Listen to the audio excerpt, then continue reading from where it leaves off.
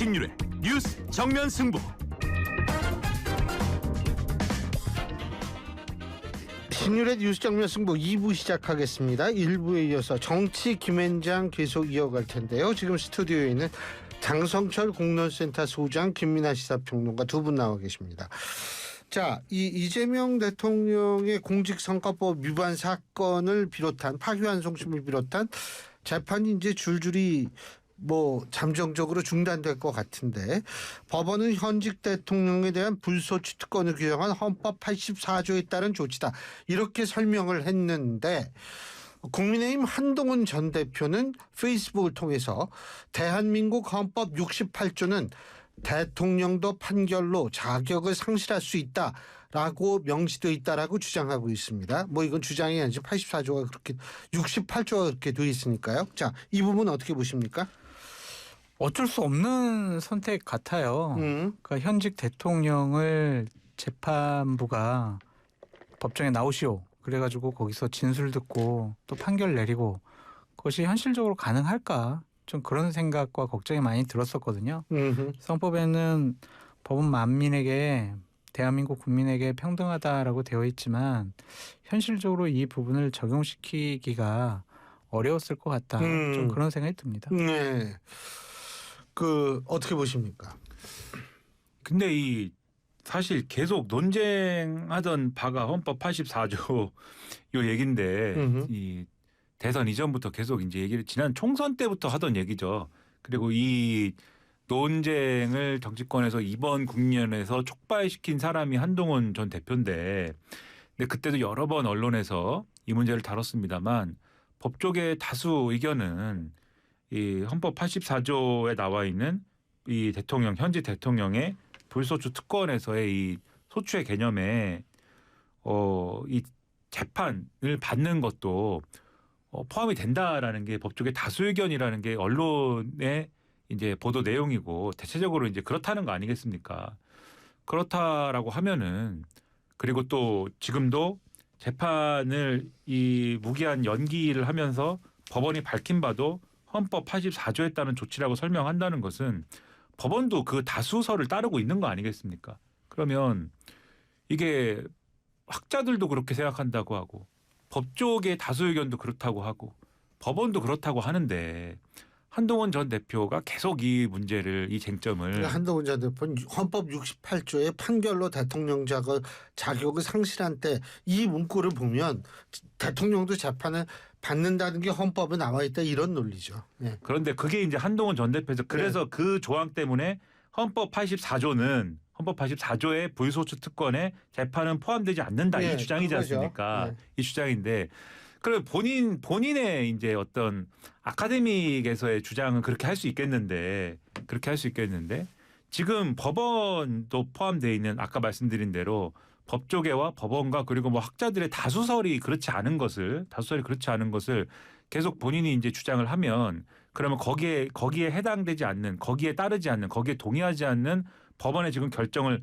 비난의 대상으로 삼을 수 있는 것이냐, 정치적으로. 저는 그게 좀 의문인 거예요. 오늘도 사실상 법원을 비난한 것에 가깝지 않습니까?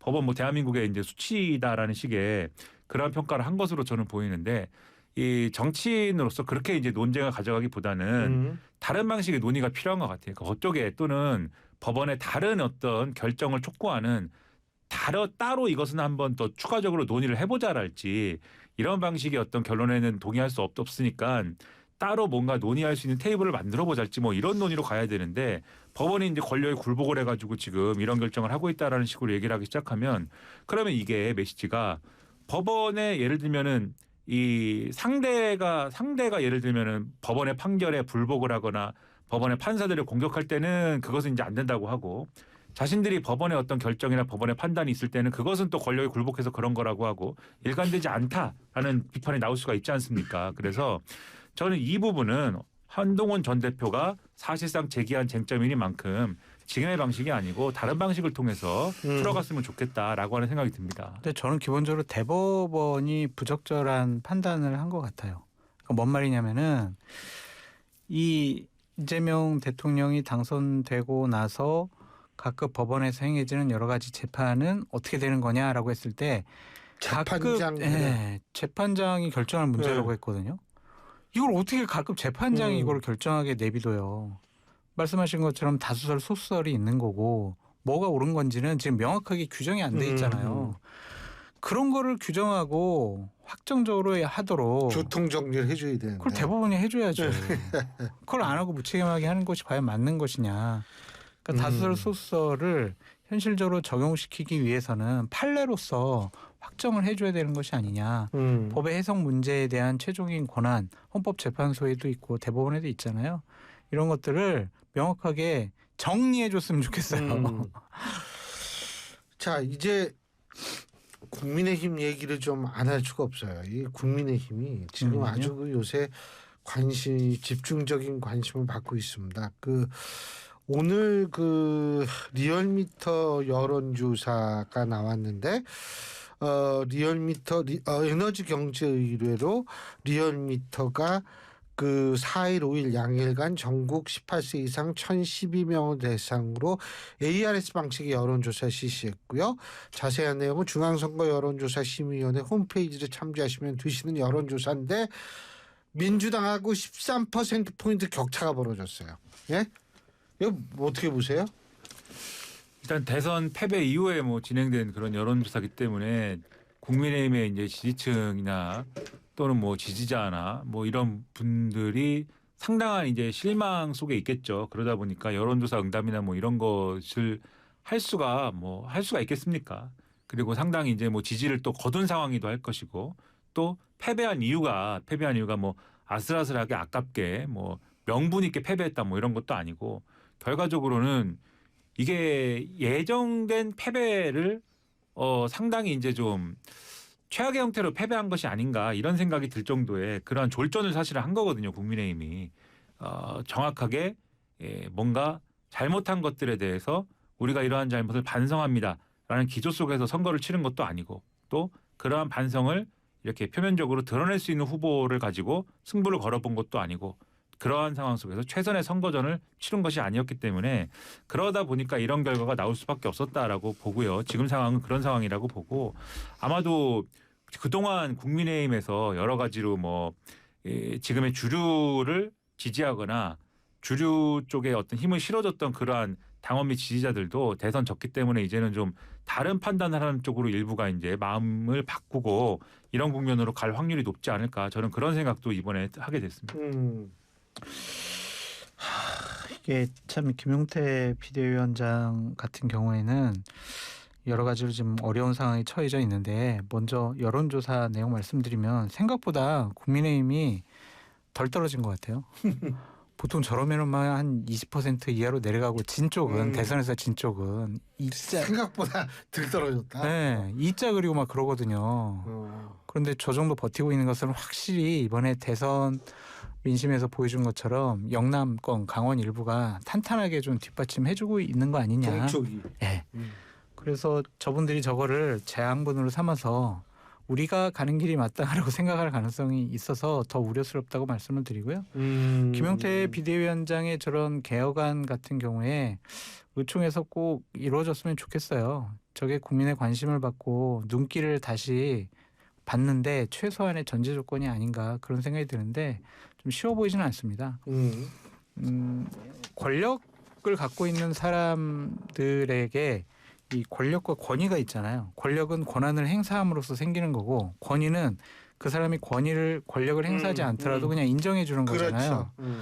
근데 김용태 비대위원장은 권위는 없는 것 같아요. 권력은 있어도 비대위원장으로서 결정 권한은 있잖아요. 예. 그런데 많은 중진 의원들이 이렇게 마음속으로 그래 우리 지도자감이고 당대표급이고 저 사람이 얘기하고 주장하는 것들 우리가 따라줘야지 뒷받침해줘야지 이러지는 않을 것 같아요. 그러니까 선수도 그렇고 정치적인 역량도 그런 것 같고 또한 처음에 윤핵관들이나 당의 주류 세력들이 비대위원장으로 옹립한 역할에 대한 기대감도 있는 거 아니에요. 왜 나대지? 저거는 좀 과한 것 같은데 그렇게 좀 우습게 볼 것 같아요. 아니 지금 정확하게 말씀하셨는데 그저 윤석열 전 대통령 이제 다 뭐 지금 뭐 오늘도 뭐 하나 더 추가로 소환되지 않았어요? 네네네. 지금 그저 그런 상황인데 그 친윤들이 아직도 그런다는 게 전 이해가 안 가요. 제가 그렇게 정치를 몰라서 그런가 봐요, 아마. 그러니까 좀 가르쳐 주세요. 지역적인 기반이 있는 것 같고요. 또한 당원들의 지지를 받고 있다고 생각하는 것 같아요. 그래서 국민의힘이 바뀌려면요. 정진석 전 비서실장이 2022년도에 비대위원장으로서 국민의힘 지도부 선출 규정을 100% 당원의 선택으로 바꿔버렸거든요. 일반 국민 여론조사를 빼버렸잖아요. 당원들만 대상으로 해가지고 지도부를 뽑으니까 당에 있는 중진 의원들이 다 당원들 눈치만 보는 거예요. 어떤 당원들? 영남에 있는 그 강력한 의견을 표명하는 거기 비중도 높고 거의 50% 가까이 되니까요. 그러니까 당이 민심으로부터 점점 멀어지는 거예요. 야당이 됐잖아요. 국민의힘은요 당원 속으로 들어가면 죽습니다. 국민 속으로 들어가야 살 수가 있는 거예요. 예. 그러니까 제일 먼저 딴 거 다 안 해도 괜찮아요.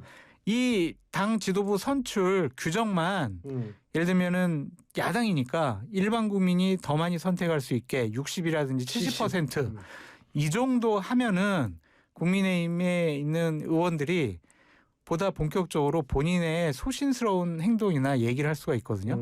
근데 저거 100% 계속 그대로 가면요. 못해요. 저거는. 당원한테 끌려다닐 수밖에 없어요. 김용태 지금 비대위원장. 근데 저는 개인적으로 뭐냐면 저도 궁금해요. 그거 좀 밝혀야 되는 거 아니에요? 뭐죠? 후보 이렇게 바꾸려고 했던 거? 그런 거 조사 감사하겠다. 뭐 어떻게 보세요? 그러니까 이제 김문수 후보를 한덕수 전 총리로 교체하려고 했던 그렇죠. 그 당시 한덕수 후보로 교체하려고 했던 그 시도에 대해서 당무감사를 하겠다.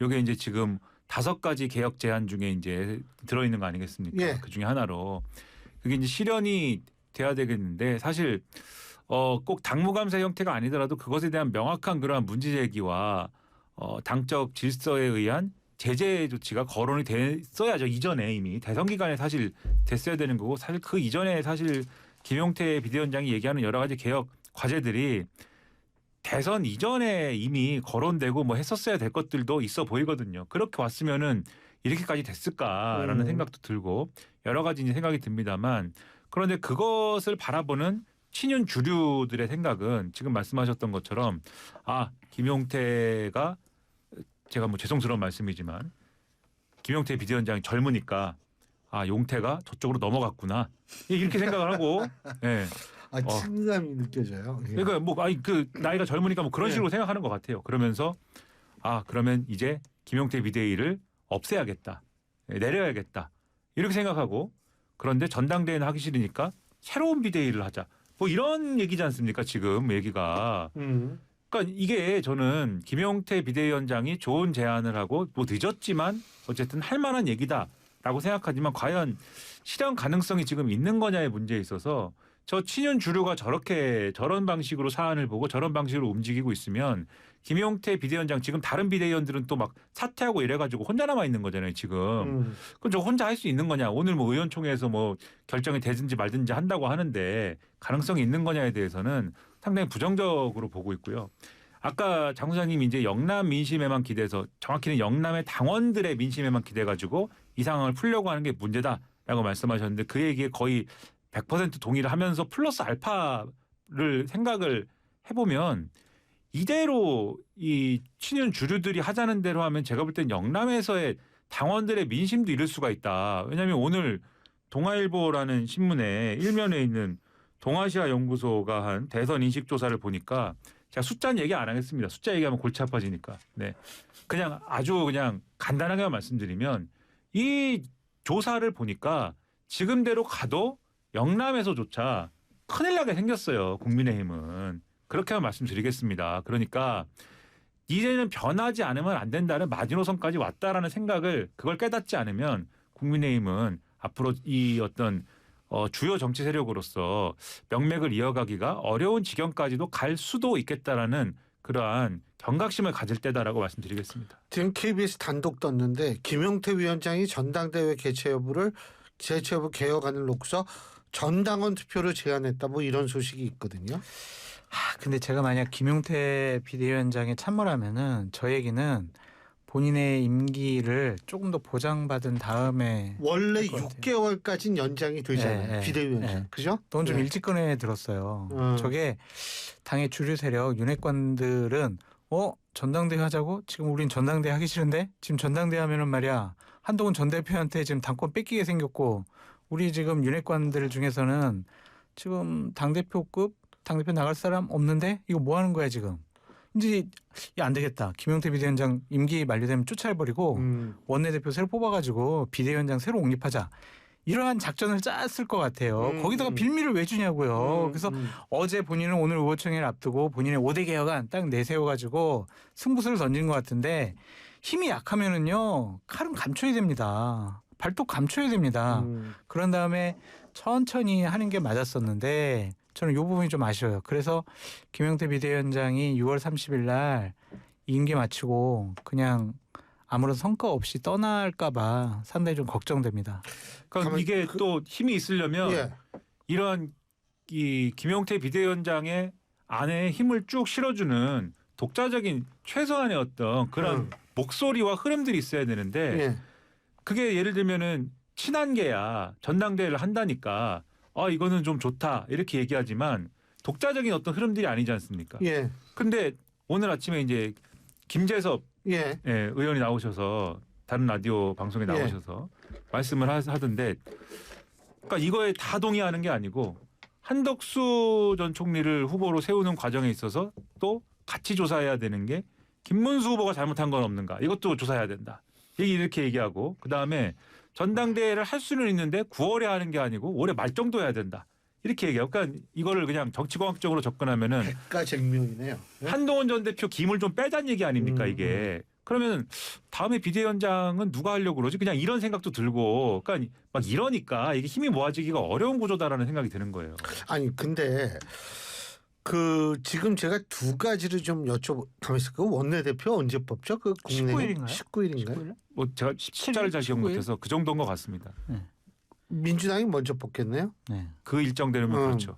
아 근데 제가 두 가지 여쭤요. 첫째, 아니 김문수 전 후보는 당 대표 나오는 거예요, 많은 거예요. 막 철봉도 하고 막 훌라후프 돌리고 또 나경원 의원, 안철수 의원 만나고 막 이러는데 어떻게 보세요? 의지는 있으나 실현 가능성이 없다라고 보여집니다. 왜냐하면은 김문수 후보 같은 경우에는 당대표 후보도 예. 당의 주류 세력들이 밀어붙여가지고 옹립을 한 거잖아요. 그런데 대선 후보 과정 중 단일화 과정 중 보니까 우리 말 안 듣고 고집이 되게 센 사람이네. 야 저분 비대위원장이나 당대표로 우리가 밀어주면은 또 우리 무시하고 자기 맘대로 하겠구나. 그래서 접을 것 같아요. 그냥 김문수 친윤들이 안 밀 거 아니에요. 그죠? 호락호락하지 않는다. 친윤들이 안 밀 거 같아요. 우리 말 안 들을 맞아요. 거면은 그냥 안 밀을래 이럴 것 같습니다. 그래서 저는 독자 세력이 없잖아요. 예. 그렇더라고 또 좀 뭐 국민의힘 지지층이라든지 일반 국민들이 야 정말 김문수 아깝게 졌네. 그러니까 한번 야당을 재건해봐라.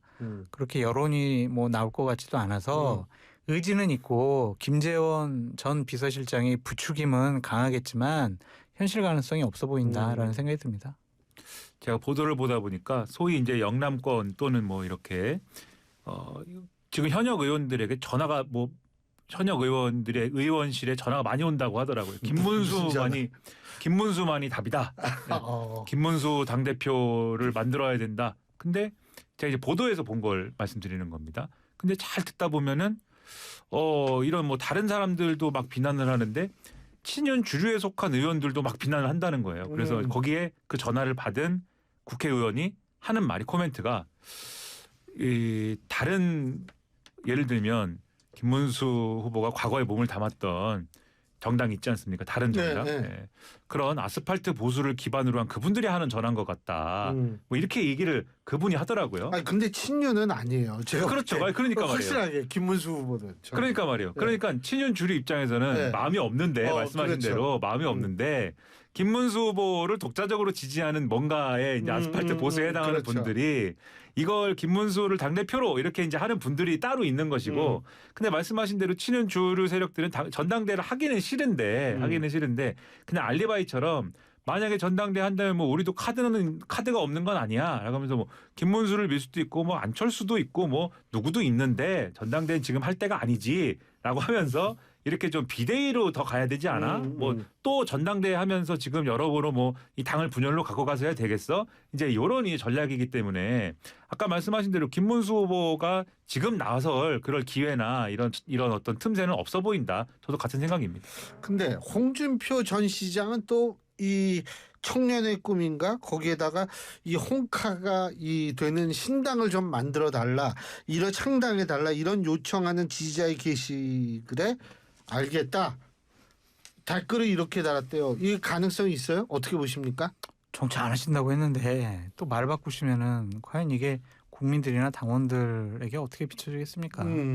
저는 그냥 알았다라고 하는 게 알았어 무조건 뭐 당 만들거나 뭐 아니면 다른 선택을 할게 국민의힘 되돌아갈게 이런 건 아닌 것 같고요. 그냥 원론적인 의례적인 말이 아닐까 그런 생각이 들어요. 왜냐하면은 재작년에 홍준표 시장님하고 이제 통화를 한 적이 있어요. 그땐 친했으니까 그래서 시장님이 대통령이 되셨어야 되는데 이 나라가 지금 엉망이지 않습니까? 그랬더니 알았어 기다려봐 이러시더라고요. 그러니까 그러면서 그때 행동을 어떻게 하셨냐면은 윤석열 전 대통령과 코드를 맞추는 윤석열 전 대통령에게 맞아요. 뭐 이렇게 90도로 인사도 그렇죠. 하고 그런 모습 보였잖아요. 옆에도 항상 앉아가지고 어려울 때 도와주려고 하고. 예. 그렇죠. 그냥 원론적인 말이 아닐까 그런 생각이 듭니다. 그냥 원론적인 말이다. 그리고 이제 요런 분들은 정치 은퇴하시고 뒤에 후견인으로서 국민의힘이나 보수파가 살아나갈 수 있는 훈장과 같은 역할을 하셔야지 직접 이렇게 필드에서 뛰실 라인은 아닌 것 같다. 역할이 끝나지 않았느냐 그런 생각도 듭니다. 어떻게 보세요? 지금 뭐 명확한 구상이 있어서 이렇게 뭐 쓴 거는 아닌 것 같고 네 그냥 뭐 여러 가지 얘기를 그 사이트에서 왜냐하면 하니까. 근데 이준석 후보 저 개혁신당 뭐 거기 입당사는 확실하게 안 간다 이렇게 선을 긋거든요. 근데 이건 알겠다라 그래가지고 좀 사람들이 이제 주목을 하는 것 같은데. 근데 또 다른 글에서는 또 뭐 하더라도 뭐 나중에 개혁신당하고는 나중에 해야 됩니다. 뭐 이렇게 쓴 글도 있는데 거기다가 또 알겠습니다. 또 그러고 그러니까 이게 하겠다는 건지 안 하겠다는 건지 많은 말씀들을 이제 한 것 같은데, 그러니까는 명확하게 나는 앞으로 이 나의 정치의 로드맵을 이렇게 하겠다라고 정한 상황은 아닌 것 같아요. 그런 상황은 아닌 것 같고 또 신당을 창당한다는 게 이미 개혁신당이나 뭐 이런 모델도 있는 상황에서 홍준표 신당을 따로 창당하고 이런다는 게 또 쉬워 보이지도 않고 이 창당이라는 게 대단히 또 자신의 나름대로의 돕는 사람들이 이렇게 쭉 있지 않으면 상당히 이제 번거로운 일이기도 하는 거거든요. 5개 광역시도당에서 그렇죠. 1000명의 당원들을 맞아요. 각각 해가지고 등록해야 되고 뭐 이런 번거로운 일도 있는 것이고 돈도 드는 것이고 여러 가지 이제 해야 되는 건데 명확하게 자신의 목표와 앞으로 어떻게 하겠다라는 그런 것이 없는 상황에서 또 취미로 할 수 있는 건 아니니까 이게 쉽지는 않을 것이다라고 저는 생각합니다. 저 장관들이요 국회 나와서 의원들한테 많이 혼나잖아요. 네. 막 뭐 의원들이 당신 네. 말이야 뭐 이런 거 해야지 저런 거 해야지 막 이랬을 때 피해 나가는 필살기가 있어요. 뭐예요? 예, 의원님 말씀 잘 듣고 검토하겠습니다 이런 거거든요. 그럼 의원들이 그래 내 말 듣고 검토해가지고 시행을 하겠구나 이렇게 본인들은 생각하고 장관은 검토해봤더니 잘 이거는 안 맞는 것 같아요 이런 명분을 만드는 거거든요. 그래서 홍 시장님 말씀도 지지층들이 하도 막 그런 얘기 하니까 그냥 안 한다 그러면 실망할 테니까 그냥 알겠다라고 하시면서 원론적인 얘기 하신 것이 아닌가 그런 생각이 듭니다. 근데 뭐 어쨌든 홍준표 전 시장이 한마디를 하면 이렇게 주목을 받고 있다라는 사실에 대해서 아마 홍 전 시장님도 하와이에서 굉장히 흐뭇한 생각을 하지 않을까 이런 생각도 좀 들어요. 근데 워낙 주목을 받을 분이 그렇게 많지가 않잖아요. 지금 그렇죠. 국민의힘에서. 예. 정계 은퇴라는 게 이렇게 힘든 일인 것 같습니다. 맞습니다. 오늘 두 분 말씀 여기까지 듣죠. 고맙습니다. 감사합니다. 예, 장성철 공론센터 소장, 김민아 시사평론가 두 분과 함께했습니다. 르노 그랑콜레오스 하이브리드 이텍